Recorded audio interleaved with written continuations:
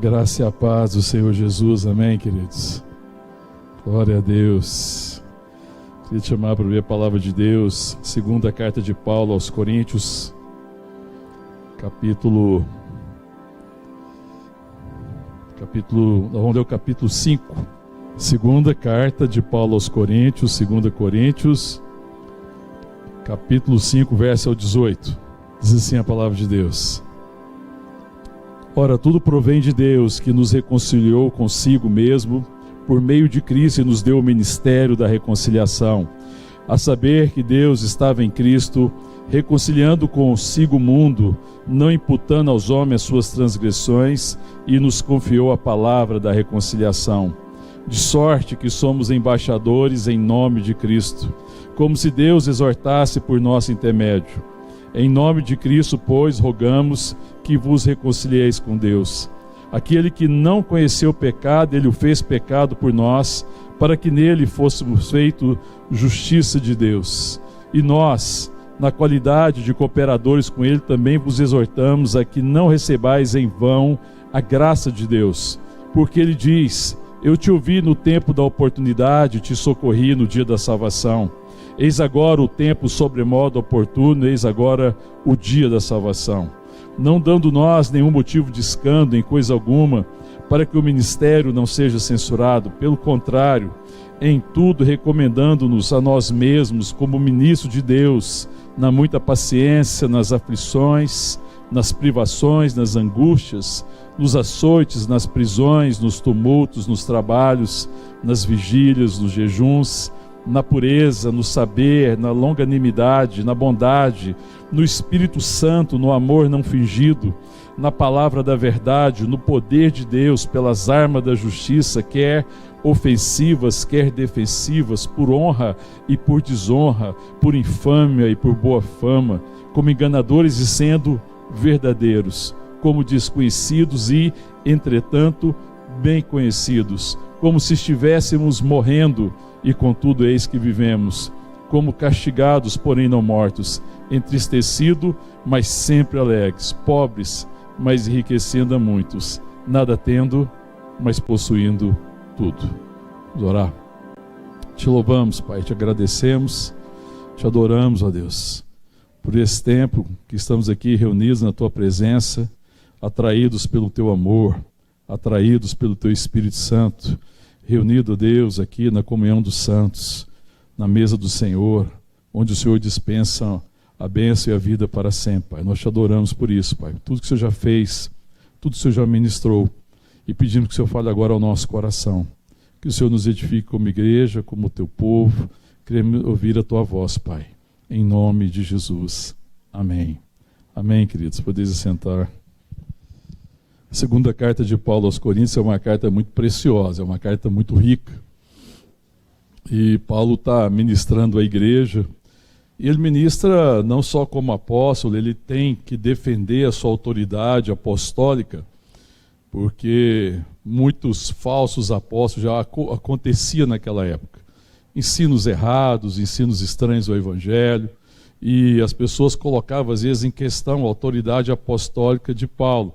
Nessa carta ele se defende a sua autoridade, o seu ministério, o seu chamado. Mas ele escreve como um pai espiritual, ele escreve como um pastor, ele escreve a igreja, ele escreve aos seus filhos espirituais. E aqui ele está chamando atenção para o ministério da reconciliação. Ele vai estar falando da obra do Espírito Santo, da nova aliança. Ele fala antes que a nova aliança é muito superior à primeira aliança, que é a aliança agora da graça, a aliança firmada no sangue do Cordeiro, o tempo do Espírito, a dispensação do Espírito. Não é uma aliança que vai desvanecendo, não é apenas um tempo provisório, mas é um tempo definitivo, é uma aliança definitiva, é uma aliança completa, absoluta. Ele fala dessa grandeza, dessa aliança. E aqui ele vai falar do ministério da reconciliação. E ele vai dizer primeiro, ora, tudo provém de Deus. Porque ele vem falando de todas essas coisas, do ser nova criatura, da revelação de Deus, da graça de Deus. E ele fala assim, tudo provém de Deus, que nos reconciliou consigo mesmo por meio de Cristo. E nos deu o ministério da reconciliação.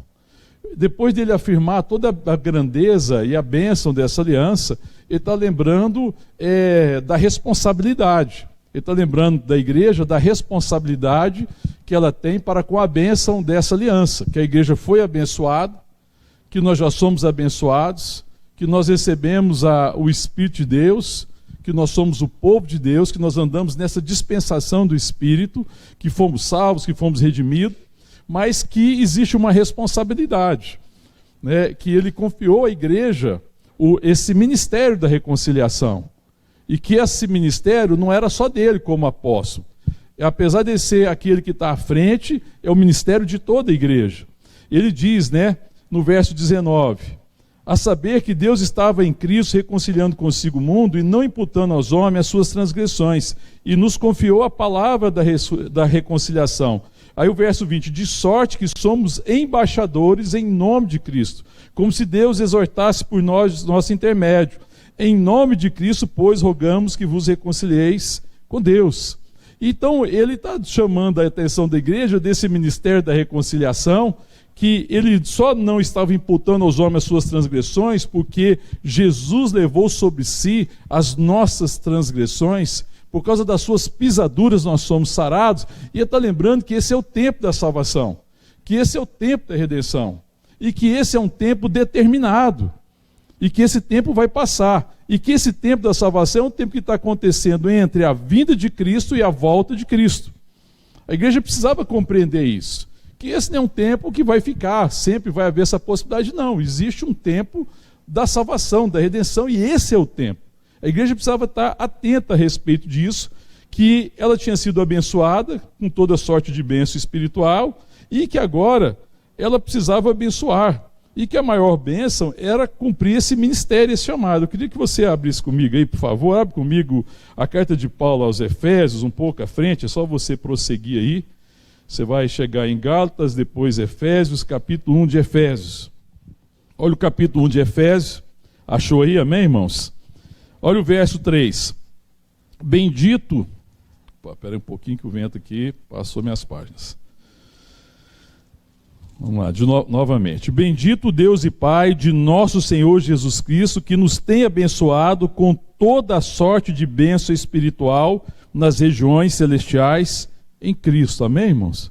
Então, quando ele está saudando a igreja que está em Éfeso, ele está lembrando das bênçãos que nós já recebemos. Ele está falando da bênção da redenção, ele está falando da bênção da filiação, ele está falando da bênção de que nós somos predestinados para ele, ele está falando da bênção do Espírito Santo, que nós somos selados por Espírito, que nós somos adotados em Cristo. Ele vai descrevendo depois, se a gente for continuar lendo aqui, nós vamos ver o que significa essa bênção, que nós já fomos abençoados em Deus, já fomos abençoados, já recebemos a bênção, nós já estamos de posse da bênção, e nós precisamos ter clareza. O que nos falta às vezes é essa consciência e essa certeza e andar nessa dimensão de que nós somos abençoados, porque para sermos abençoadores e para sermos embaixadores, eu tenho que andar nessa certeza que nós podemos dispensar vida, ministrar vida, e que o ministério que ele nos chamou é o ministério da nova aliança, que não é um ministério de letras, mas é um ministério de vida, é vida. A nova aliança fala de vida, amém, irmão? E nós temos a vida de Deus. Então ele está chamando a igreja e lembrando que nós somos chamados para esse ministério. E no verso 21, ele diz assim, volta lá agora, 2 Coríntios capítulo 5. No verso 21 ele vai dizendo, aquele que não conheceu o pecado, ele o fez pecado por nós, para que nele fôssemos feito justiça de Deus. Então Jesus não só tomou sobre si os nossos pecados, e ele está lembrando que ele nos justificou, fomos justificados nele, porque ele pagou pelos nossos pecados, e ele é a nossa justiça, mas também fomos feitos justiça no sentido de nós andarmos em justiça, de nós andarmos revelando quem ele é, da nossa vida, de certa forma, ser a manifestação do caráter e das virtudes de Deus. Porque Deus veio salvar, porque Deus veio revelar o seu amor, porque nós somos semelhantes a Deus, não nas suas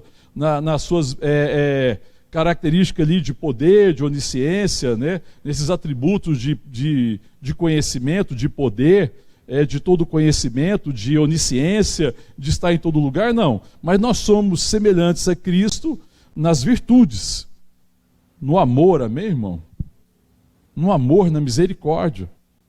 Porque Ele nos fez semelhante em caráter.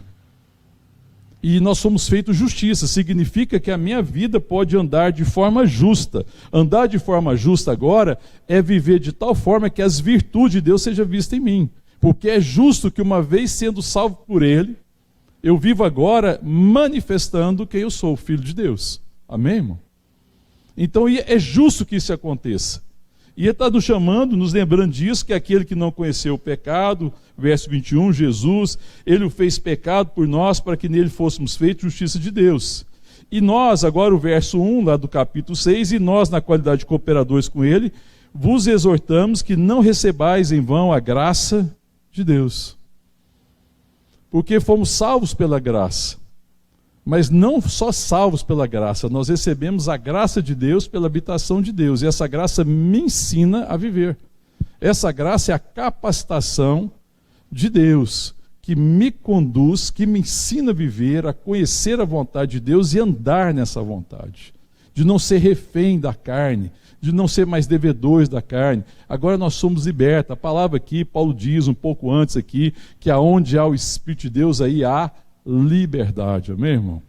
E a liberdade aqui é a liberdade de não ser mais escravo do pecado, é a liberdade de adorar a Deus, é a liberdade de ser conduzido pelo Espírito de Deus, amém, irmão? Não existe impedimento, não existe véu, não existe mais barreira, existe uma liberdade, amém? Você crê nisso, irmão?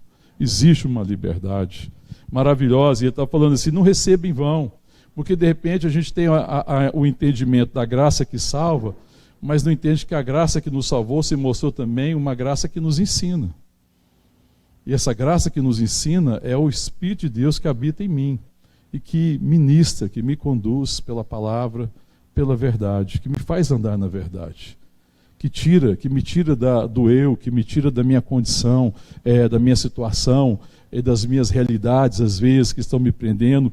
É o Espírito de Deus que me liberta de ser refém de realidades difíceis, mas que me faz andar na verdade, que me faz andar no seu propósito, que faz viver com a vida que tem sentido, com uma vida que é significativa. Amém, irmão? Não é existência. Porque Deus nos salvou a gente para a gente existir, irmão. Existir de existir. O inferno vai continuar existindo. Satanás vai continuar existindo. Mas a tragédia de continuar existindo é existir sem o significado da vida. Mas agora nós vivemos, amém, irmão? É isso que nós vivemos. Então, vida não é existir por muito tempo. Nós vivemos numa sociedade, qual é a preocupação da sociedade moderna? Viver muito, não é, irmão? Sim ou não? Vida longa. Mas pode ser apenas existência longa, não significa que houve vida. Pode ser uma existência longa. Aliás, pode se tornar a coisa mais difícil ainda, né? Porque uma vida sem significado longa pensa na dificuldade. Mas o Senhor está nos chamando para viver, irmão. E a dimensão dessa vida que nós temos nele é uma vida abundante. Não é necessariamente uma vida longa, é uma vida significativa. Eu não sei que tempo que eu vou viver aqui na Terra. Mas isso não é o mais importante. O mais importante não é viver muito, não é existir muito tempo, não é existir durante muito tempo. O mais importante é viver abundantemente, amém, irmão? E Ele nos chama para viver uma vida abundante. Então, Ele fala, olha, não recebam a graça em vão. Vocês foram abençoados, vocês precisam conhecer, vocês precisam saber a bênção, aquilo que Deus dispensou a vocês. Não recebam isso em vão. Não retenham a vida de Deus, não resista à ação do Espírito Santo. Vocês foram abençoados, amém, irmão? Glória a Deus, aleluia. Vocês foram abençoados. E aí ele fala no verso 2, ele está fazendo uma citação de Isaías 49, ele diz assim, eu te ouvi no tempo da oportunidade e te socorri no dia da salvação. Eis agora o tempo sobre modo oportuno, eis agora o dia da salvação. Isso aqui está falando de quando Deus haveria de redimir Israel. Eu te ouvi no tempo da oportunidade, no tempo que você estava perdido, no tempo que Israel estava desviada, no tempo que tinha se afastado de Deus. Eu te ouvi no tempo da oportunidade. Eu te salvei, eu te redimi, eu te socorri no dia da salvação. E agora eis o modo oportuno, eis o tempo sobre modo oportuno, eis agora o dia da salvação. Então, ele me salvou, me redimiu, me ouviu o meu clamor, que estava perdido, fui encontrado, fui achado, e falei assim, mas eis agora a oportunidade de revelar aquilo que de fato Deus fez em mim. Deus me salvou. Ele me salvou para a vida, meu irmão. Sempre falo isso, Deus não me salvou para a eternidade. Eternidade já é algo que eu já estou de posse dela. Deus não me salvou para que na eternidade o mundo espiritual, os anjos, tudo soubesse que eu fosse salvo. Não, não foi só isso. Deus me salvou para a vida, para viver. Deus me salvou para viver agora. Não importa não importa a situação, não importa o momento. Nós estamos vivendo um momento muito difícil na nossa sociedade, um momento muito difícil na nossa nação, nós estamos vivendo um momento difícil no mundo. Mas esse, irmão, apesar do momento difícil, apesar das dificuldades, apesar de tudo que está acontecendo, este é o tempo da salvação, amém, irmão? Esse é o tempo oportuno. A gente pensa que não é, não, irmão. A gente tem que parar de olhar, às vezes, para essas realidades difíceis, enxergar a verdade. A verdade é que Deus está salvando, amém, irmão? E nós somos embaixadores. Ele nos confiou. Quando a palavra fala aqui embaixador, quem que é o embaixador? O embaixador é alguém enviado em nome do rei. É alguém que é enviado a algum lugar com uma missão. Ele vai lá representando o rei. Então, o embaixador do Brasil, em qualquer lugar do Brasil, do mundo, se ele está lá como embaixador do Brasil, aonde ele estiver, está representando os interesses daquele que ele enviou, que no caso seria o presidente do Brasil. E aqui está falando que nós somos embaixadores em nome de Jesus. Não é assim que está escrito aí, irmão? Olha o verso 20. De sorte que nós somos embaixadores em nome de Jesus, enviados com autorização e com autoridade. Porque o embaixador, ele tem autorização de quem envia do rei e ele vai com autoridade. Aquilo que o embaixador ministra onde ele está ministrando em nome daquele que ele enviou. O embaixador do Brasil, por exemplo, nos Estados Unidos, ele fala em nome do presidente do Brasil. E o embaixador que está falando em nome do rei, ele fala com a autoridade do rei. A palavra dele é a palavra do rei, amém, irmão? Pensa, meu, na grandeza disso. Que ele está nos confiando essa palavra, essa autoridade. E a autoridade que Paulo tem é incrível, porque Paulo é um homem que tem muita autoridade naquilo que ele está fazendo e realizando, mas a autoridade que Paulo tem é da revelação e da consciência de quem ele era e de como ele tinha sido abençoado. E como era rico o ministério. Ele consegue compreender a riqueza do chamado. E ele responde a isso. Então a nossa autoridade está muito associada à consciência de que nós somos já abençoados. E que fomos abençoados para ministrar a salvação, para ministrar a redenção, para ministrar a vida acima de tudo. Amém? Quando eu tenho essa consciência de que eu já sou abençoado, quando eu não estou vivendo em função dos meus interesses mais, porque Deus cuidou de todos. E agora eu cuido dos interesses do rei. Então, quando alguém vai como embaixador em algum lugar, ele não precisa se preocupar com os interesses dele. Ele está lá debaixo da autorização do rei, debaixo dos cuidados do rei, debaixo da provisão do rei, no lugar que o rei enviou para manifestar a vontade do rei. Ele não precisa de cuidar de nada. O embaixador de qualquer nação que está em outro lugar, ele não precisa se preocupar com nada. Porque ele está debaixo de toda a provisão, de toda a direção, de todo cuidado e de toda a proteção. Amém, irmão? O embaixador num país, qualquer embaixador de qualquer país do Brasil, ele tem uma proteção diplomática. Existe uma proteção superior. Ele tem uma proteção extraordinária, porque ele está representando um país. E ele está protegido por causa dessa condição dele. E nós estamos protegidos em Cristo, amém, irmão? Mas então significa que eu estou numa terra estrangeira, mais do que nunca. Porque uma vez redimido pelo Senhor, eu entendi que a minha pátria é celestial, e eu falei assim, Senhor, o que eu estou fazendo aqui então? Irmão, não era melhor estar no céu? Fala sério. Num mundo tão difícil. A Adriana me lembrava de uma irmã, de outra igreja. de outra denominação, né, porque só tem uma igreja, de outra denominação. E eu estava passando um tempo muito difícil, uma ideia disse que clamava, vem Senhor Jesus, volta Senhor Jesus, porque ele pensava assim, vem logo e resolve, porque a situação está muito difícil, né? Eu falo, meu Deus do céu, o momento que nós estamos vivendo, parece que a melhor coisa que podia acontecer era o Senhor Jesus voltar. Então ele já fala assim, Senhor, eu estou aqui na glória, cessou a fadiga, cessou as dores, cessou o sofrimento, não tem mais lágrima, é extraordinário. Mas é por isso que Paulo, existe um momento na vida dele que ele está dividido entre estar com o Senhor e permanecer aqui e cumprir o ministério, porque ele fala, estar com o Senhor é infinitamente superior. Mas ele está aqui porque ele compreendia que ele era o embaixador em nome de Cristo, que a pátria dele era celestial e que ele voltaria, porque o embaixador está em algum lugar por um tempo. Amém, irmão?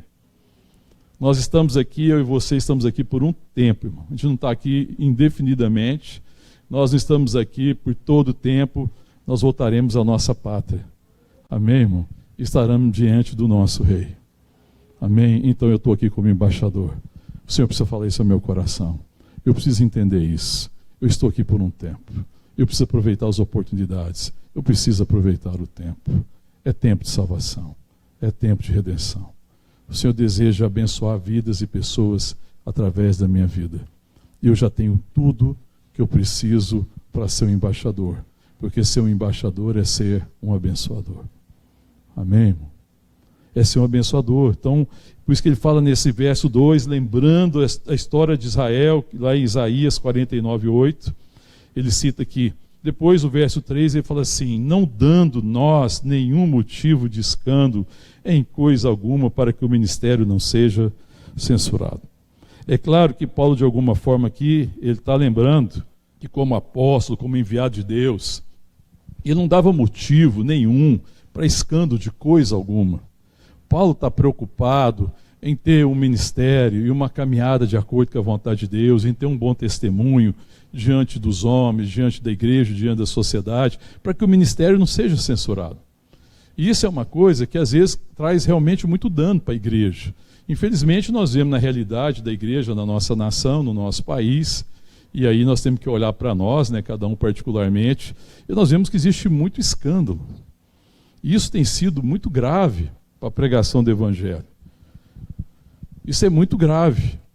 Então, isso é uma coisa que eu tenho que vigiar muito, porque se eu sou embaixador num país, imagina um embaixador que está aqui no Brasil, alguém que veio enviado de um país, e o cara só dá escândalo aqui no Brasil. Cara. Imagina um cara que é aqui no Brasil que dá escândalo, comete um monte de atrocidades, só dá problema. Qual que é a credibilidade que esse embaixador teria aqui no Brasil? Se eu soubesse que tem um embaixador aqui no Brasil e que ele fosse assim uma pessoa cheia de problema e de escândalo, ele teria alguma credibilidade? Ele seria ouvido aqui? Será que eu daria ouvido ao embaixador de qualquer país que está aqui no Brasil, uma vez que eu olho para a vida dele é bem complicada? Ele não seria ouvido. Então Paulo ele fala assim do zelo que a gente tem que ter, não dando nós nenhum motivo de escândalo em coisa alguma para que o ministério não seja censurado, vigiando muito esse respeito. E aí no verso 4 ele fala assim, pelo contrário, em tudo recomendamos a nós mesmos como ministro de Deus, no quê? Ele fala, não, em tudo a gente nos recomenda como ministro de Deus, porque de fato nós somos ministros de Deus, ministramos em nome de Deus, em nome de Cristo, como embaixadores de Cristo, no que na primeira coisa? Na muita? Olha ela lá de novo, hein? A paciência. Para ser um bom embaixador, você tem que ser paciente. Mas nós somos, amém, irmão? Glória a Deus. Aleluia. Oh, Deus. De vez em quando a gente escorrega, né? De vez em quando a gente esquece disso, né? E a gente só não é paciente quando a gente esquece. E aí Paulo está sempre lembrando, a palavra está sempre nos lembrando. Nós somos pacientes, amém, irmão? E a paciência aqui é a paciência que a gente já tem compartilhado, que é resultado da certeza. É uma paciência que vem da esperança de que Deus está trabalhando e que Deus está realizando, que esse é o tempo realmente da salvação, que Deus é gracioso, que Deus pode mudar qualquer pessoa, que Deus pode transformar a pessoa mais difícil, a pessoa mais improvável, e Paulo talvez fosse um dos mais improváveis. Então ele fala assim: nós nos recomendamos a nós mesmos para esse ministério da reconciliação na paciência. Amém, irmão? Paciência com os irmãos. Aleluia, irmão. Aí quando a gente tem paciência, significa uma coisa. Nós estávamos aqui tendo uma reunião ontem de líderes, e a gente falando de uma coisa assim, que às vezes as pessoas falam: fulano é difícil. Quem já falou isso? Já falou. Não precisa falar agora não, tá? Beleza? Te poupar. Mas vem cá.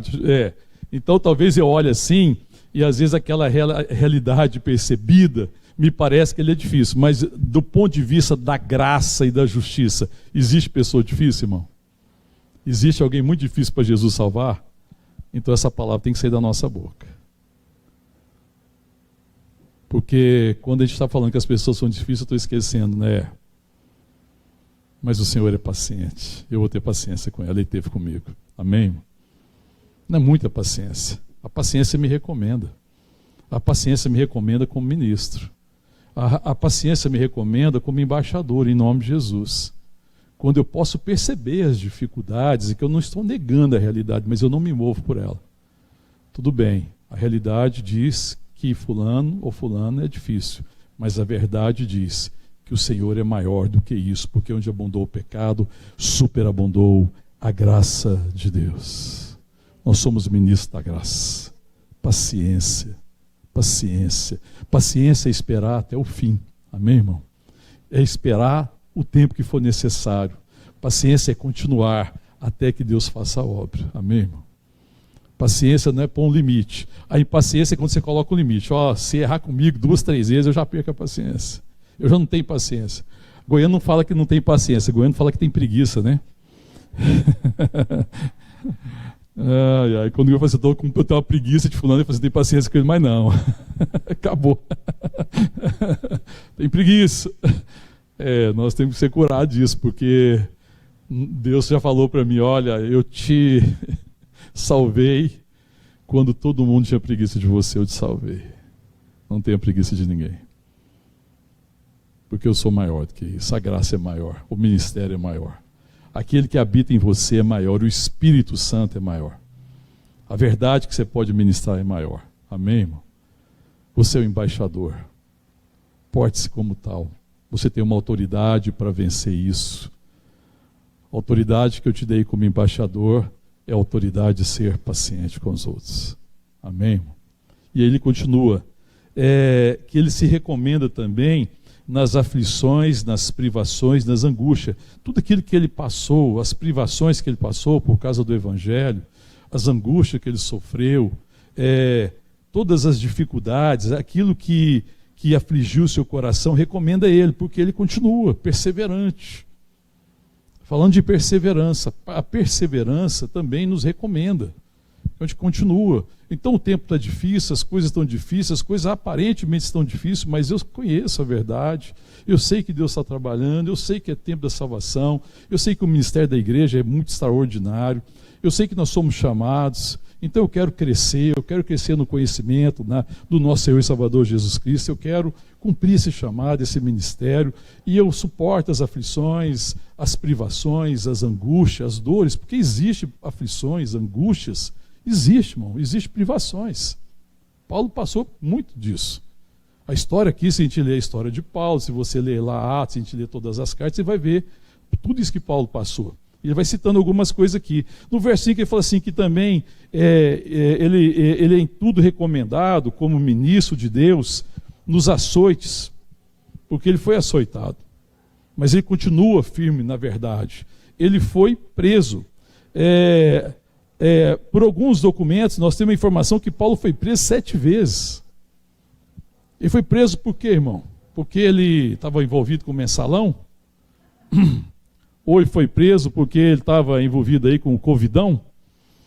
Não foi. Porque ele estava carregando dinheiro de forma estranha? Ele estava roubando? Não, ele foi preso por causa do Evangelho. Ele foi perseguido por causa do Evangelho. por causa desse ministério. Mas como o ministério era tão rico, e como ele sabia que ele era abençoador, enriquecedor de outros, ele não desiste. Ele suporta as prisões. Porque ele pensava, o que é a prisão diante da possibilidade de ministrar a vidas e as pessoas? Tanto que na prisão ele não desiste. Boa parte das cartas de Paulo foi escrita a partir de onde? Da prisão. Alguém que conhece o seu ministério. A circunstância era totalmente desfavorável, mas aquela não era a realidade. Ele falou assim, eu estou preso, eu estou algemado, mas o Evangelho não está algemado. O Senhor não está algemado. Eu estou aqui, mas o Espírito Santo é livre, eu sou livre. E mesmo aqui, eu posso cumprir meu chamado de ser embaixador. E ele abençoa a igreja. E ele escreve para a igreja. Amém, irmãos? Ele também ele fala aqui também os tumultos nos trabalhos, nas vigílias, né, nas noites de oração, ou nas noites que estava, às vezes, escondendo e fugindo da perseguição, nos jejuns. Em tudo isso, isso recomenda ele. O comportamento ali foi dizendo que ele faz tudo isso e suporta tudo isso porque ele tem certeza de quem ele é. Porque ele tem certeza da bênção. Ele tem certeza da riqueza, que ele foi chamado para enriquecer pessoas. E Paulo pensava assim, não enriqueci quem eu tinha que enriquecer ainda. Muitas pessoas podem ser enriquecidas com o evangelho da graça do nosso Senhor e Salvador Jesus Cristo. E ele permanece. O verso 6 também fala do caráter dele, né? Que algumas que nós lemos aqui está falando de situações que ele viveu. Mas o verso 6 fala assim, na pureza, no saber, no conhecimento, na longanimidade, na bondade, no Espírito Santo, no amor, não fingido. Falando dessa questão do caráter dos discípulos, que expressam esse caráter de Deus e que revelam que eles são filhos de Deus, que são uma referência do amor de Deus. Tudo isso recomendava Paulo. Apesar da acusação, eles acusavam ele, os judeus acusavam porque eles queriam que as pessoas, uma vez salvas, eles falavam, não, salvo tudo bem por Jesus, mas tem que cumprir a lei, tem que cumprir os ritos judaicos, tem que cumprir a dieta judaica, tem que cumprir todas aquelas questões lá que tinham ficado obsoletas com a vida de Jesus. Todas aquelas coisas apontavam para Jesus. Uma vez que Jesus veio e ele é o cumprimento de todas as profecias, tudo isso ficou obsoleto. Mas os judaizantes, eles não aceitavam. Para você ser salvo, além de você crer em Jesus, você tem que fazer isso, você tem que fazer aquilo, você tem que ter esse comportamento. E estavam enfiando isso neles. E aí eles perseguiam Paulo. E acusavam Paulo. E levantavam calúnias contra Paulo. Acusava Paulo de pregar contra a lei, de tentar distorcer a palavra e por aí ia. Então, mas o comportamento que ele tinha falava de quem ele era. No verso 7, na palavra da verdade, no poder de Deus, pelas armas da justiça, quer ofensivas, quer defensivas. A palavra da verdade recomendava, de certa forma, os discípulos, porque era nela que eles estavam firmados. Aconteça o que acontecer, a verdade de Deus não muda, amém, irmão? Na palavra da verdade. O apóstolo Paulo é um homem que nunca se desviou da verdade. Nós vivemos um tempo em que o pessoal fica tentando trazer uma série de doutrinas estranhas ao Evangelho. O que nos recomenda, irmão, é a verdade. É permanecer firme na verdade. Crendo que a palavra de Deus é a verdade. E continuar nessa verdade até o fim. No poder de Deus, Paulo fala, tudo provém de Deus. Então, o Paulo, olha, tudo é graça de Deus. Tudo aquilo que ele fazia, que as pessoas falavam, Paulo, mas que maravilha o seu testemunho, que maravilha a sua palavra. Paulo sempre falava, glória a Deus. Tudo provém dele, tudo é graça de Deus. É o Senhor que está trabalhando em mim, não sou eu quem vivo, é Cristo vive em mim. Esse viver que eu tenho na minha carne, vivo pela fé no Filho de Deus que me amou e se entregou por mim.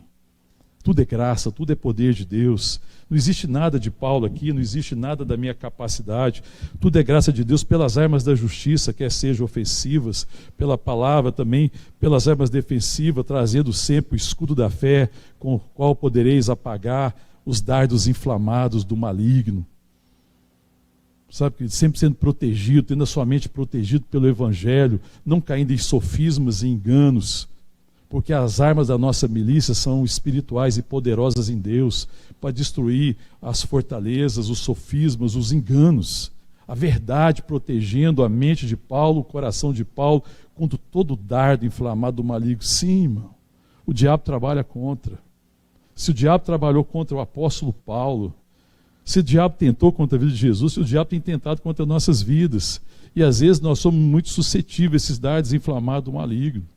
E um dos dardos que o maligno sempre joga sobre a igreja é o dardo do desânimo. O dardo do desânimo é o dardo que te faz olhar para o lado. Sabe, esse dardo que te faz olhar para o lado, aí você olhou para o lado, tirou os olhos de Jesus. Aí você olha para o lado, as situações não estão favoráveis, as coisas parecem que não estão indo bem, as coisas próximas parecem que não afirmam a minha fé. Isso é um dardo inflamado do maligno, irmão. E nós vencemos isso quando nós estamos protegidos pela verdade. Quando eu enxergo o invisível. Quando eu não ando pelo que eu vejo. Paulo ele que escreve também nessa mesma segunda carta aqui, nós não andamos pelo que vemos. Nós não andamos pelos ossos naturais. Nós andamos por aquilo que Deus nos revela. E eu sou embaixador em nome de Cristo, não é porque apareceu uma situação favorável e uma condição favorável e eu tinha os requisitos necessários. Não. Nós somos embaixadores porque Deus está reconciliando o mundo consigo através de Jesus Cristo. Esse é o tempo da salvação. Esse é o momento oportuno. É agora o momento da salvação. Deus está salvando. Não importa o que eu estou vendo, não importa se parece que os homens estão piores ou não. Isso não pode impedir o agir de Deus. Paulo permanece firme. Pelas armas, quer ser ofensivas, quer defensivas, o verso 8, por honra e por desonra. Paulo, ele fala isso, né? Eu sei tanto ser honrado como ser desonrado. Então, irmão, não é novidade que o filho de Deus, que a filha de Deus, que o ministro de Deus vai passar às vezes por desonra. Nós vivemos num mundo caído. E muitas vezes a gente não vai ser honrado. E essa experiência de quem já caminha um bom tempo no ministério, na caminhada cristã, é que a gente vive momentos de honra e desonra. Mas Paulo não se deixa levar por isso. Ele fala, isso faz parte. Tanto ser honrado como ser desonrado. Quer dizer, por honra ou por desonra.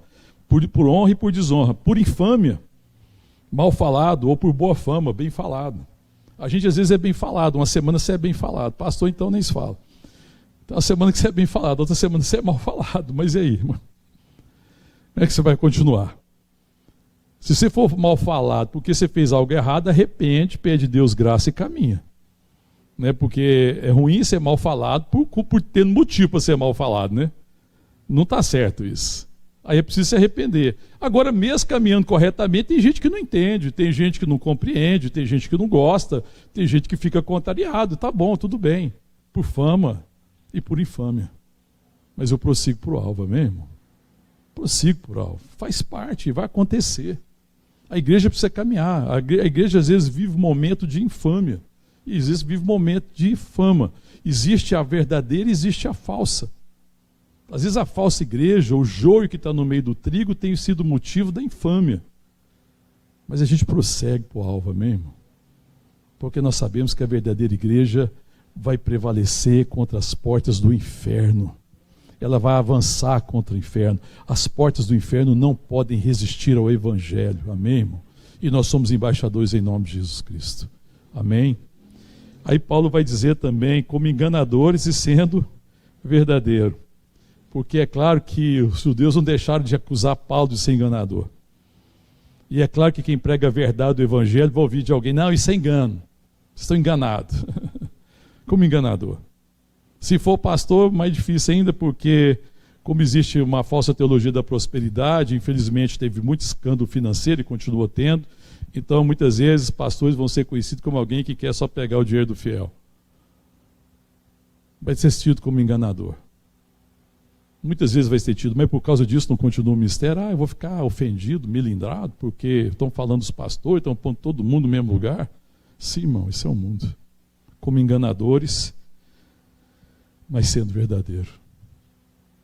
Paulo era tido como enganador, mas ele estava sendo verdadeiro.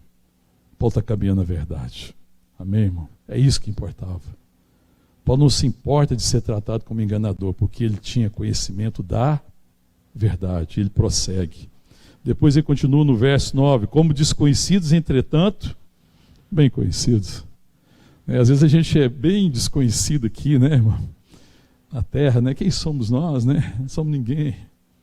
Todavia conhecido nos céus, conhecido o Senhor, Filho de Deus, o Senhor que nos conhece, o Senhor nos chama pelo nome. Nesse texto aqui, que Paulo cita aqui, de Isaías 49:8, é o texto que Deus está falando sobre Israel. Eu vou te alcançar, eu vou te buscar, eu vou fazer isso, eu vou te redimir, esse é o tempo da salvação. E aí, é o momento lá que o próprio Israel fala assim, o Senhor esqueceu, do abandonou, e falou assim, ainda que a mãe grávida, que amamenta, esquecesse do seu filho, que é uma coisa praticamente impossível, eu não me esquecerei de ti. O seu nome está gravado nas palmas das minhas mãos, na palma das minhas mãos, amém, irmão? O seu nome está gravado na palma de Deus, amém, irmão? Eu não me esquecerei de ti. Eu sei quem você é. Então, às vezes, tido como gente desconhecida, entretanto, bem conhecido. Amém, irmão? Glória a Deus. Continuando, como se estivéssemos morrendo, e contudo, eis que vivemos. Essa pandemia, né, às vezes fica parecendo isso, né? Contudo, se estivermos morrendo, mas eis que vivemos. Muitas vezes parece que a igreja está morrendo, né, irmão? Mas eis que vivemos. Eis que vivemos, eis que estamos vivos nele. Às vezes a questão de morrendo aqui também tem o significado de morrendo para as coisas do mundo. Porque a igreja às vezes é criticada por causa dos valores, né? Porque a igreja anda na contramão dos valores do mundo. Às vezes se engana, se equivoca, começa a pegar um caminho errado, mas Deus vem e traz a igreja de volta. Então, como se a igreja estivesse morrendo para os prazeres e para os valores do mundo. Mas eis que nós vivemos. Depois ele continua dizendo, como castigados, porém não mortos. Né? Fica parecendo às vezes que nós estamos sendo castigados. Paulo fala que nós somos como ovelha, que estamos sendo levados para o matadouro. Paulo fala aqui nessa carta aqui, se você voltar lá no capítulo 4, ele vai falar assim, eis que nós morremos, mas que vocês vivem. Nós estamos morrendo para nós, eu estou morrendo para a minha vontade, eu estou morrendo para o meu querer, para que eu possa ser abençoador e possa abençoar muitas pessoas. Então, eis como que fosse castigado, porém não mortos. 10, entristecidos, mas sempre alegres. Irmã, você tem motivo de se entristecer? Vários, né? A gente tem muitos motivos para nos entristecer. A gente se entristece, é verdade. Mas existe uma alegria que não pode ser tirada de nós. Que é a alegria do Espírito Santo, que é a alegria da salvação. Amém, irmão? Essa alegria, ela prevalece sobre os momentos de tristeza. Paulo se entristeceu várias vezes. A igreja causou tristeza no coração de Paulo. Irmãos causaram tristeza no coração de Paulo. Ele se entristecia por causa dos seus conterrâneos, por causa dos judeus que estavam cegos ao Evangelho, não estavam compreendendo o Evangelho. Existia um véu, né, que impedia.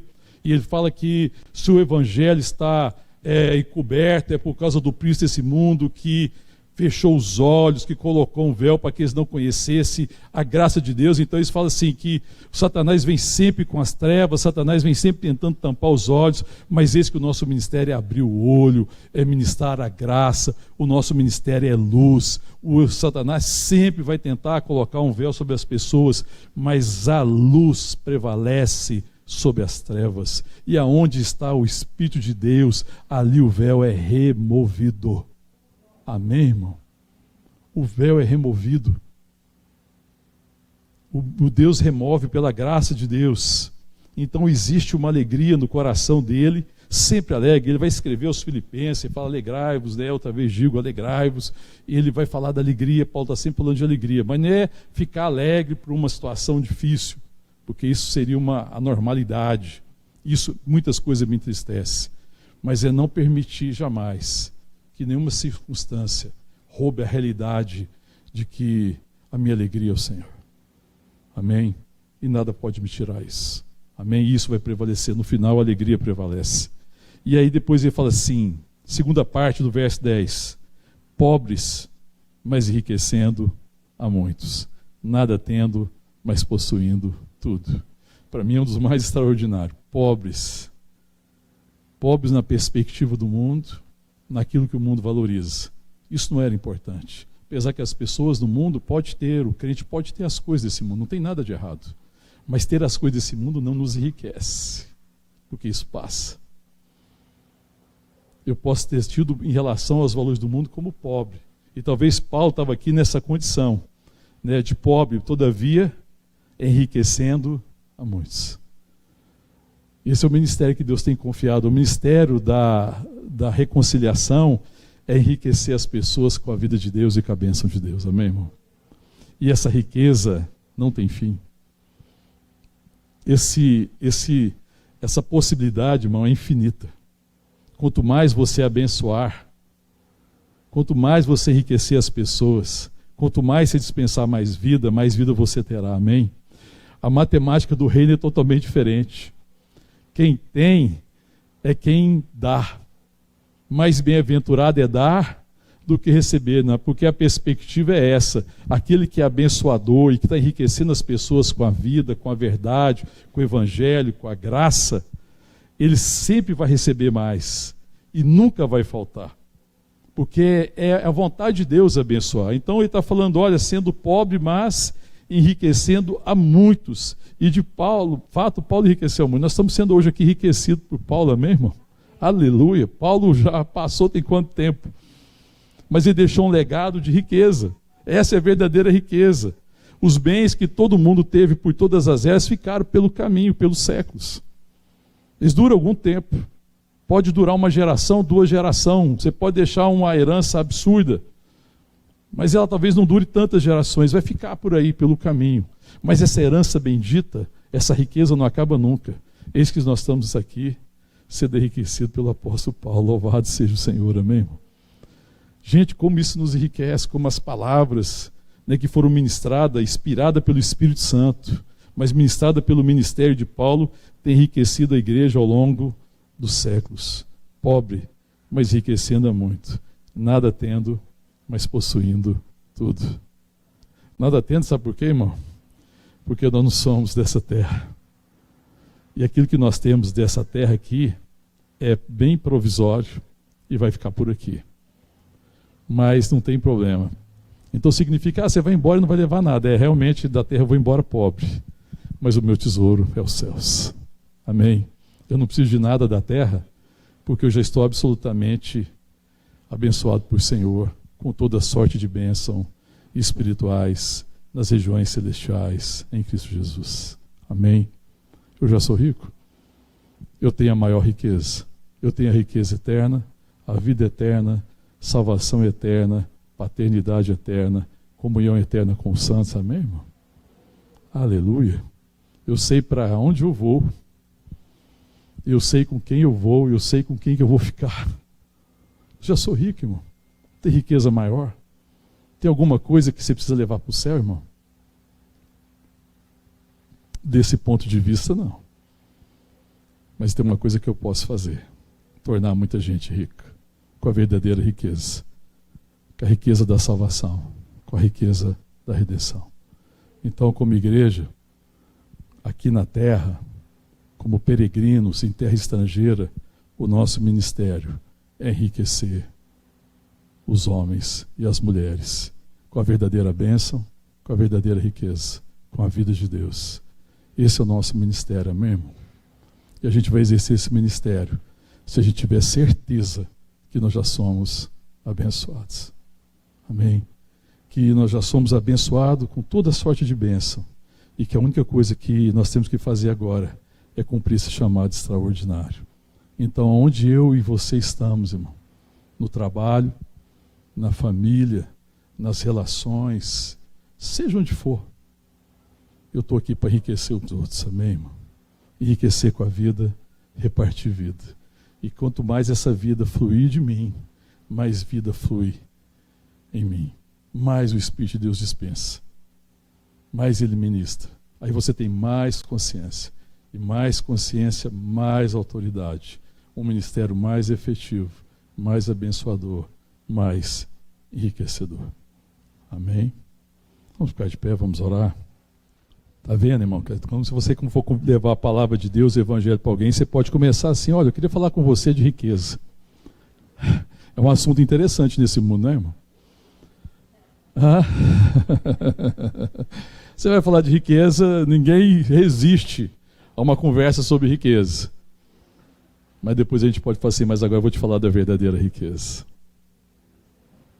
Vou te falar de uma riqueza que nenhum homem tem a capacidade de produzir, mas que Deus está derramando por seu Espírito. A verdadeira riqueza, a vida de Deus, o Espírito de Deus e a graça de sermos embaixadores em nome de Jesus Cristo. Amém, irmão? Esse é o grande ministério. Esse é o ministério que o Senhor tem confiado a nós e a todos nós, a toda a igreja. Amém? Eu creio que esse é um tempo que, como igreja, Deus está restaurando muitas coisas no seio da igreja. Eu falo da igreja como um todo, não estou falando só da igreja vida. Amém, irmão? Deus está restaurando muitas coisas que às vezes a gente foi perdendo, valores que foram ficando pelo caminho. E o Senhor está sempre reformando a igreja. A igreja tem às vezes a gente tem a tendência de se acomodando em certas situações, pegando caminhos equivocados, mas o Senhor está sempre trazendo a igreja de volta.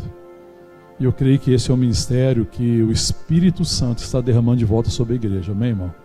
Embaixadores em nome de Jesus Cristo. E é preciso crer, irmão. Então a minha oração hoje é que eu e você creiamos. Amém, irmão? Que a gente seja ensinado pelo Espírito Santo. A minha oração é que, se existe sofisma, existe enganos na sua mente, fortalezas que tem impedindo você de ser embaixador, em nome de Jesus, que o Senhor venha hoje com a palavra, com a verdade, destruir essas fortalezas, em nome de Jesus. Que essa palavra destrua. Que essa palavra que diz que nós somos embaixadores, em nome de Jesus Cristo, venha destruir toda mentira. Porque muitas vezes a gente acha que isso depende de uma capacidade particular, de um dom particular, ou de ter situações favoráveis ou não. Não, irmão. É preciso acreditar. É preciso crer. E se nós cremos, nós veremos a glória de Deus. Amém?